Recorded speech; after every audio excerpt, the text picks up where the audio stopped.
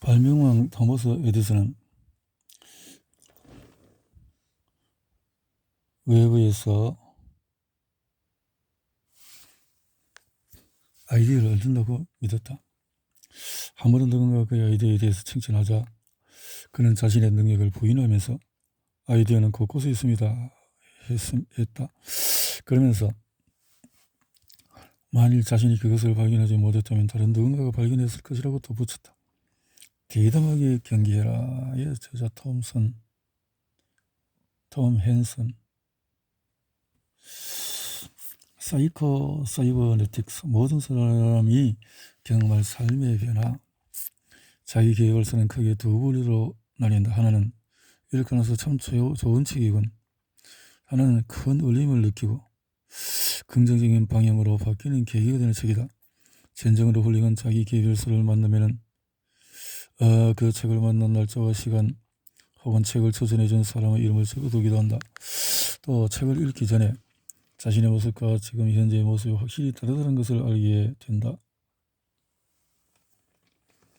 컴퓨터보다 정교한 머릿속 메커니즘. 이제 다시 가정에 대해서 생각해보자. 현재 방안이 연필을 볼 수 없다고 가정하자. 테이블 위에는 다른 물건과 함께 연필이 한 개 놓여 있다. 손은 본능적으로 지그재그로 동작하면서 연필을 발견하고 인식할 때까지 다른 것이 잡히면은 그것을 버리고 또 다른 것을 앞뒤로 더듬기 시작한다. 이것이 자기 통제의 메커니즘의 두 번째 유형이다. 순간적으로 잃어버린 이름을 회상하는 것이 또 다른 예이다. 우리들의 서브웨이 스캐너는 올바른 이름이 떠오를 때까지 저장된 메모리를 찾아서 돌아다닌다. 컴퓨터도 똑같은 방법으로 문제를 해결한다. 먼저 많은 데이터가 기계 속에 입력되어야 한다. 저장되고 기록된 이런 데이터는 기계의 기억에 해당된다. 문제가 주어지면 기계는 그 상황과 동일하거나 검색 조건을 만족시키는 유일한 해답을 찾을 때까지 기억을 따라 검색을 시작한다.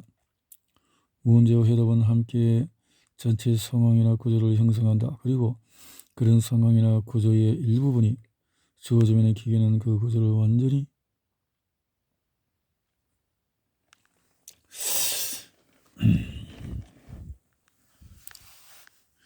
인간은 뇌에 관해서 더 많이 알게 될수록 특히 구조적인 측면에서 볼 때 자기 통제의 메커니즘과 닮은 점이 더 많이 찾을 수 있다. 몬트리올 신경공학 연구소장이 와일드 펜필드 박사는 미국 국립과학 아카데미 회의에서 뇌에는 평생 경험하고 관찰하고 배운 모든 것을 충실히 기록해두는 작은 부위가 존재한다고 발표했다. 펜필드 박사는 환자가 완전히 깨어있는 상태에서 뇌수술을 하던 중에서 그 환자의 DNA 피질에 있는 어떤 작은 부위를 수술도구로 우연히 건드렸다. 그러자 환자는 그 즉시 까맣게 잊고 있던 어린 시절 어떤 사건을 다시 체험했다. 후속 실험에서도 또 동일한 결과가 나타났다. 피질의 특정 부위를 건드리면 환자들은 과거의 경험을 단순히 기억한 것이 아니라 모든 광경, 소리, 감정을 아주 생생히 느끼면서 그때의 경험을 다시 체험했다. 마치 과거의 경험을 녹화해 두었다가 재생하는 것 같았다. 인간의 뇌처럼 작은 기관이 어떻게 그토록 방대한 정보를 저장할 수 있는지 여전히 미스터리다. 영국 신경물리학자 그레이 월터는 인간의 뇌를 복제하려면 전자세포가 최소한 100억 개는 필요할 것이라고 말했다.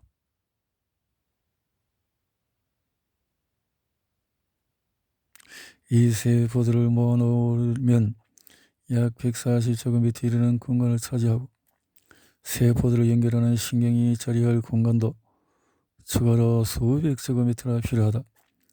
그리고 이런 체계를 구동하는 데 소모되는 전력은 10억 와트에 이른다. 우리는 날아오는 미사일의 교차 지점을 맥스웰 몰츠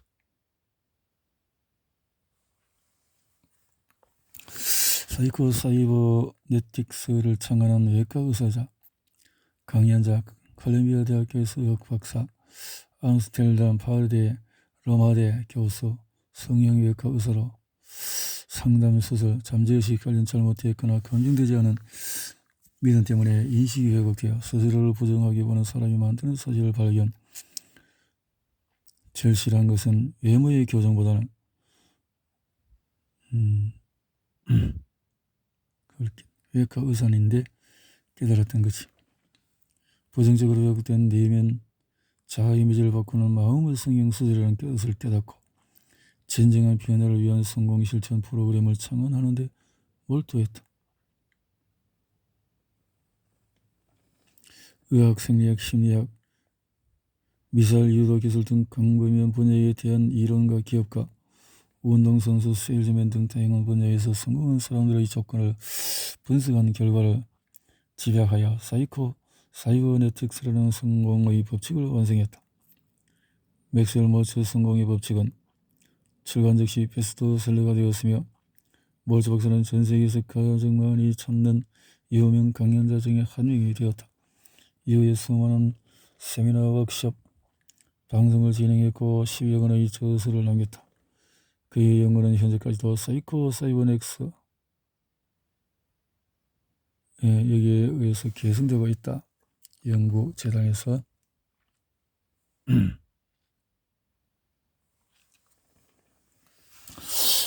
우리가 연필을 짚는 행동을 할 수 있는 것은 의지나 의식적인 사고, 자동 메커니즘 때문이다. 의식적인 사고는 목표를 선정하고 욕구를 불러일으켜 행동에 옮기도록 유도하며 손이 자동으로 방향을 지속적으로 수정할 수 있도록 자동 메커니즘의 정보를 전달하는 역할을 한다. 위너 박사는 오직 해부학자만이 연필을 짚는 데 필요한 근육의 이름을 알 수 있을 것이라고 말한다. 그 이름을 알고 있는 사람이라 하더라도 의식적으로 자신에게 팔을 들러 올리려면 어깨 근육을 수축해야만 돼. 자, 팔을 들어 올리기 위해서 삼두근도 수축해야지 라고 말하지는 않는다. 우리는 단지 손을 뻗어서 연필을 집어 들기만 하면 된다. 계열 근육에게 의식적으로 명령을 내릴 필요도 없고 얼마나 많은 수축이 필요한지 계산할 필요도 없다. 우리가 목표를 설정하고 이를 행동으로 옮길 때 자동 메커니즘이 그 일을 떠맡는다. 우리는 그전에도 연필을 집어들거나 그와 비슷한 행동을 한 적이 있기 때문에 자동 메커니즘은 그 일을 하는 데 필요한 해답을 스스로 알고 있다. 이후에 자동 메커니즘은 눈을 통해 뇌까지 전달되는 피드백 데이터를 사용하는데 이때 눈은 그 거리는 연필을 집을 수 없는 각도야 라고 말한다. 흥미로운 사실은 우리가 그 과정을 소유하고 계속 사용한다는 점이다. 새로운 목표 성취 능력은 필요 없으며 부족하지도 않다.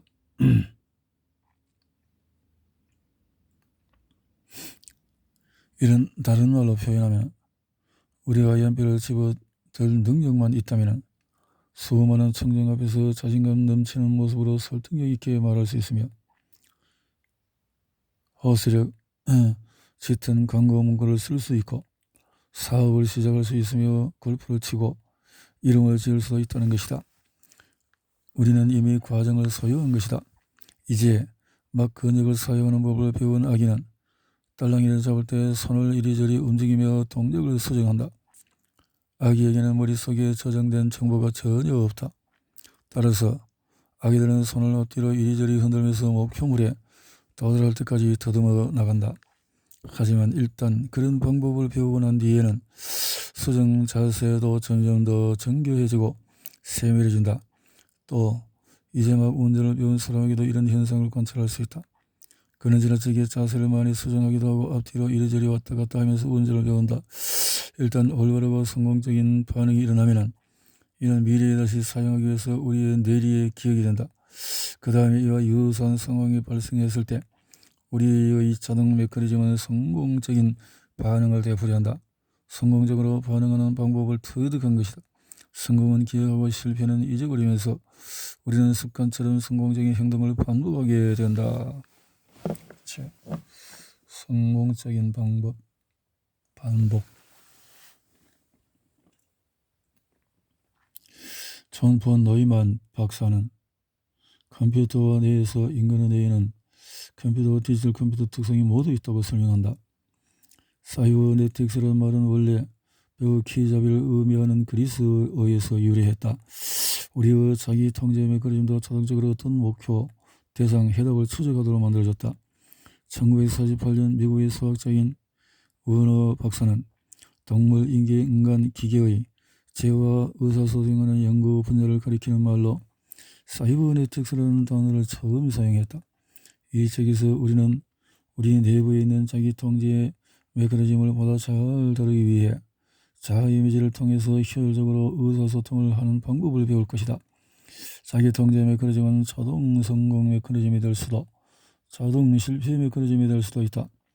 이런 자기 통제 메커니즘이 우리 자신의 자아 이미지를 통과하면서 어떤 명령을 받아서 어떻게 프로그래밍 되느냐에 달려있다. 인간의 두뇌와 신경체계를 사이버네틱스의 원칙에 따라 움직이는 자기 통제 메커니즘이라고 생각한다면 우리는 인간의 행동이 어떤 이유로 어디에서 일어나는지에 대한 새로운 통제력을 얻을 수 있을 것이다. 사이버네틱스의 이런 원리는 인간의 두뇌에도 마찬가지로 적용되므로 이런 새로운 개념을 앞으로 사이버네틱스라고 부르기로 하겠다. 성공은 습관을 통해서 형성이 된다.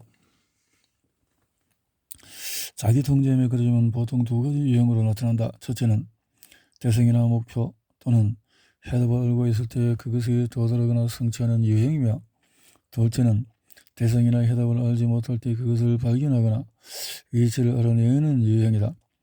인간의 두뇌와 신경체계는 이 두 방법으로 움직인다. 첫 번째 유형의 예로 자체 유도 기능이 있는 어뢰나 요격 미사일을 들 수 있다. 이런 것들은 목표물, 즉 적함이나 적기에 도달하게 하면 된다. 그러기 위해서는 목표물을 사전에 알고 있어야만 하며 목표물이 있는 방향으로 나아갈 수 있는 추진 시스템이 있어야만 한다. 따라서 목표물에 대한 정보를 얻는 감각을 가지고 있다. 이런 감각기관은 기계가 올바른 길로 가고 있을 때 긍정적인 피드백, 또 실수로 코스를 이탈했을 때 부정적인 피드백이 또 필요한 정보를 전달한다. 이때 기계는 긍정적인 피드백에는 반응하거나 응답하지 않는다. 이미 올바른 것을 향하고 있으므로 계속 진행하면 되기 때문이다. 하지만 부정적인 피드백에는 반응하는 수정 장치가 있어야 한다. 예를 들어서 부정적인 피드백인 노선에서 벗어나서 너무 오른쪽으로 가고 있다고 알려주면 수정 장치는 자동으로 방향타를 조절해서 기계가 왼쪽으로 움직이도록 한다. 만일 지나치게 수정을 해서 왼쪽으로 가면은 그래서 피드백을 그는 순수한 커피 향을 실내에서 음미할 수 있도록 지금처럼 일반화되기 훨씬 전부터 매장 내 금연을 규칙으로 정했으며 다른 음식을 함께 팔지 않도록 했다. 또한 커피를 분쇄할 때 들리는 기계 소리와 원두커피 알을 담을 때 나는 금속 국자의 소리를 들을 수 있도록 배경음악을 선곡하는 방법도 고안했다. 이렇게 순간순간 요구되는 세심한 긴장감은 고도의 상상력을 필요로 한다. 하워드 실츠의 스타벅스 창조 신화는 놀라운 상상력으로 꿈과 현실을 넘나든 월트 디즈니의 리더십을 떠올리게 한다. 디즈니만이 가지고 있는 매력을 면밀하게 들여다보면 그의 타고난 상상력에 깃든 세심한 주의력을 발견할 수 있다. 한디는 월트 디즈니의 절친을 한 친구였으며 애플 GE 등에서 창조적인 사고력 컨설턴트로 일했던 마이크 벤슨은 저서 틀을 깨고 생각하라 해서 디즈니 월드에 재현된 블루 알바이오 레스토랑에 담긴 통찰력에 대해서 언급했다.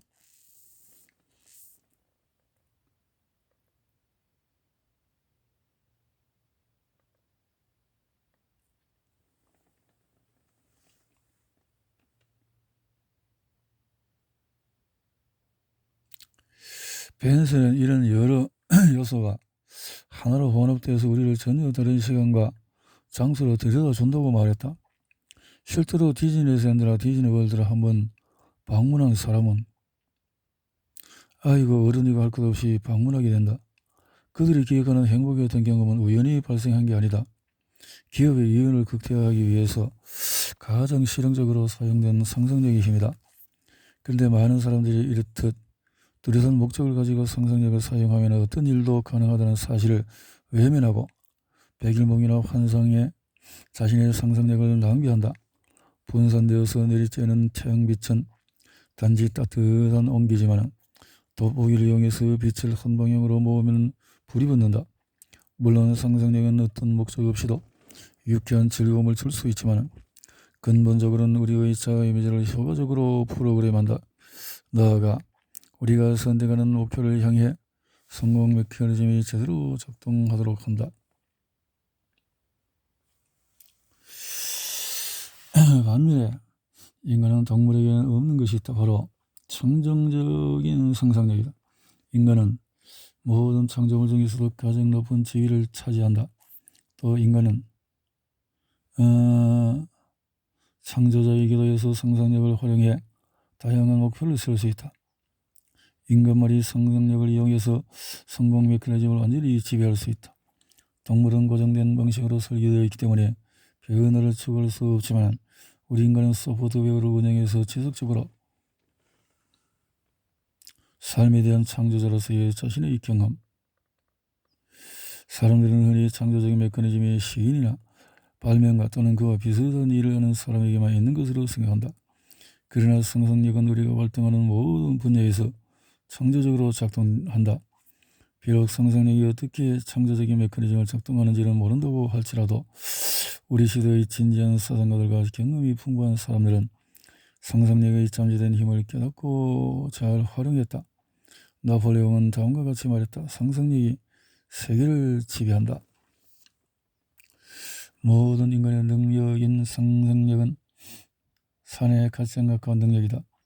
스코틀랜드의 유명한 철학자인 듀갈드 스튜어트는 이렇게 말했다. 상상하는 능력은 모든 인간 행동의 위대한 원천이며 진보의 주요한 근원이다.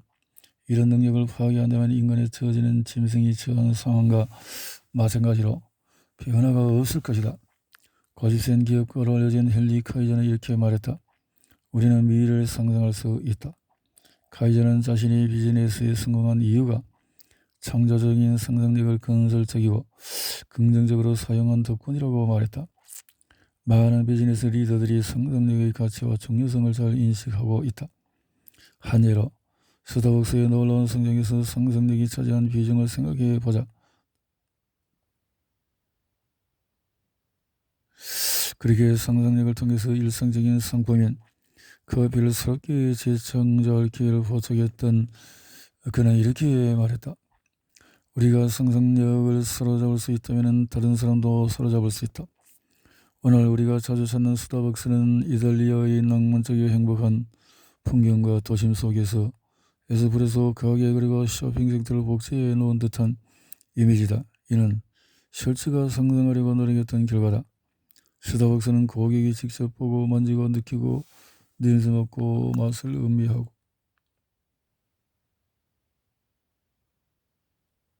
그래서 맥스웰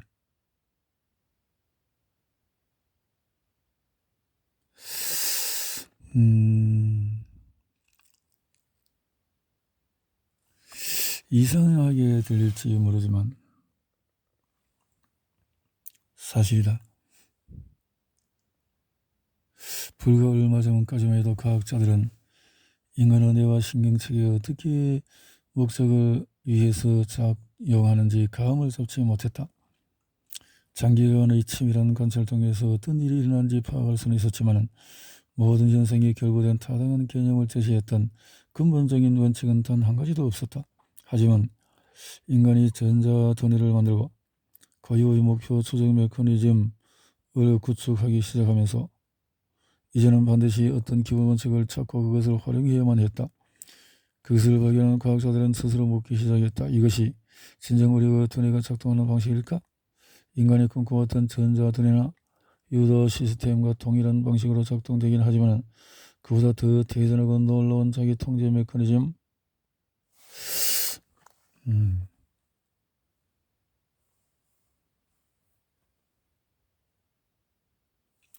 생명을 지닌 모든 존재는 신이 부여한 일종의 자동 유도 시스템 또는 목표 달성 장치를 가지고 있다. 따라서 모든 생물은 선천적으로 부여받은 이것들을 이용해서 원하는 목적을 달성할 수 있다. 이를 좀 더 넓은 의미로 해석하면 목적은 생존을 의미한다. 하등 생명체의 삶의 목적은 오로지 개체와 종을 보존하고 살아남는 것이다. 동물들은 적이나 위험을 피하거나 물리치고 인간은 이런 단순한 동물들의 생존 목표 그 이상을 추구한다. 동물들에게 산다는 것은 그저 필요한 육체적인 욕구를 충족한다는 의미다. 그러나 인간은 동물에게서는 발견할 수 없는 감정적이고 정신적인 욕구를 지니고 있다. 다시 말해서 인간에게 산다는 것은 육체적인 생존과 정적 보존 이상의 의미가 있다. 물론 이는 감정적이고 정신적인 민족을 필요로 한다. 이른바 인간의 성공 메커니즘은 동물보다 범위가 훨씬 더 넓다. 인간의 성공 메커니즘은 위험을 피하고 극복하는 능력이나 정적 보존을 위해서 성적 본능 외에도 문제에 대한 해결책을 제시하고 발명하고 시를 쓰고 사업체를 운영하고 상품을 판매하고 상상력, 성공 메커니즘을 작동시키는 방아쇠.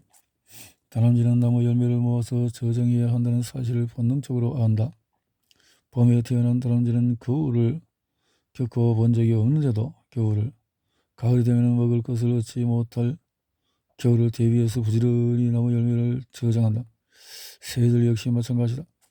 새들은 둥지 만드는 방법을 배울 필요도 없고 비행을 위한 코스를 배울 필요도 없다. 그런데도 새들은 수천 마일을 날며 때때로 바다를 횡단하기도 한다. 그들에게는 날씨를 알려주는 신문이나 TV가 없고 따뜻한 지역을 찾아야 할 때 길을 알려주는 탐험가나 또 앞길을 개척하는 사람들이 펴낸 책도 없다. 그럼에도 불구하고 새들은 추운 날씨가 찾아오는 시기가 언제인지 알고 있으며 따뜻한 곳이 어디인지 정확하게 알고 있다. 이는 동물에게 그들을 이끌어주는 일종의 본능이 있기 때문에 가능하다. 이런 본능을 분석해서 보면 동물들이 환경에 성공적으로 대응하기 위해서 본능으로부터 도움을 받고 있다는 사실을 알 수 있다. 동물들은 성공 본능을 지니고 있는 것이다. 그런데 인간은 동물보다도 훨씬 더 훌륭하고 복잡한 성공 본능을 지니고 있다. 다만 우리가 그 사실을 간과하고 있을 뿐이다. 신은 인간을 대충 만들지는 않았다. 우리는 특히 이런 점에서 은총을 받았다고 볼 수 있다. 대신 그는 어떤 특징을 발견했는데 그에 따르면 그런 특징들은 프로그램화되고 성공한 이들은 자신을 프로그래밍한다. 유전적인 능력이 성공하는 데 있어서 극복할 수 없는 장애가 되거나 성취면에 놓인 긍정적인 비밀이라면 월트 디즈니는 독특한 창조력이나 기업가적인 성취 능력을 지닌 혈통을 타고났을 것이라고 봐야 한다. 하지만 디즈니의 아버지는 플로리다주에서 해왔던 모텔 사업을 포함해 5번이나 사업에 실패한 인물이다. 건축 거장인 프랭크 로이드 라이트의 아버지는 실업자나 마찬가지인 순례 목사였는데 그 일에도 아주 서툴러서 1년 이상을 지속하지 못했다. 피카소의 아버지는 평범한 화가에 불과했다. 지금 여기서 혈통을 따지려는 것이 아니다. 위에 사례된 우리 인간이 통제하지 못하는 유전자가 아니라 조건을 설정해서 프로그램화된 상태에서 교육받고 지도받은 자 이미지가 성공을 결정한다는 사실을 보여준다. 우리는 부모를 선택할 수 없지만 원하는 자 이미지를 선택할 수가 있다. 어떤 이들은 마이클 조던이나 타이거 우즈를 두고 이런 사실을 설명하기도 한다. 그들이 다른 사람들보다도 월등하게 뛰어난 신체적인 능력을 보여주는 것은 사실이지만 만일 그들에게 다양한 자극을 통해서 만들어진 너무 덩치가 작아서 할 수 있을까라고 했는데 단 1번이라도 자신이 타고난 재능이나 능력이 부족해서 목표를 설정하지 못하는 생각하지 말아야 한다. 대단히 체계적인 거짓말이며 가장 슬픈 변명일 뿐이다.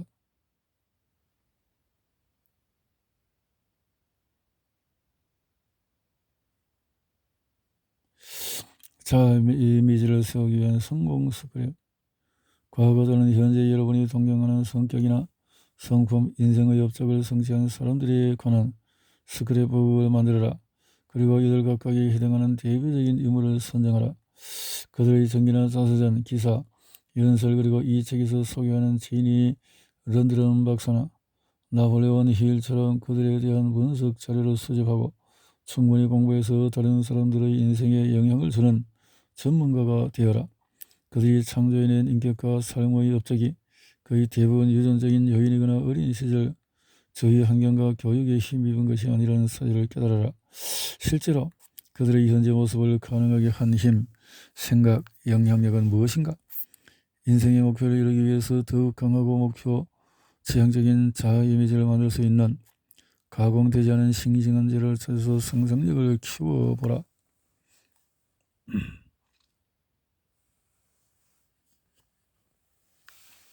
심지어 가장 실력이 떨어지는 골프 선수도 마크 오메라나 진 리틀러, 낸시 로페즈 같은 최상급 선수들의 부드러운 스윙을 관찰한 뒤에는 리드미컬하게 스윙이 변한다.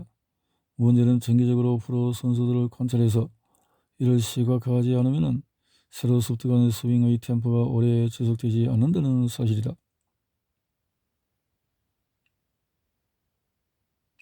내가 제안하고 싶은 것은 우리가 원하는 성격을 가장 잘 보여주는 사람과 우리가 원하는 삶을 살고 있는 사람들을 찾아 이용 가능한 모든 미디어와 자료를 통해 그들을 연구하고 관찰하라는 것이다.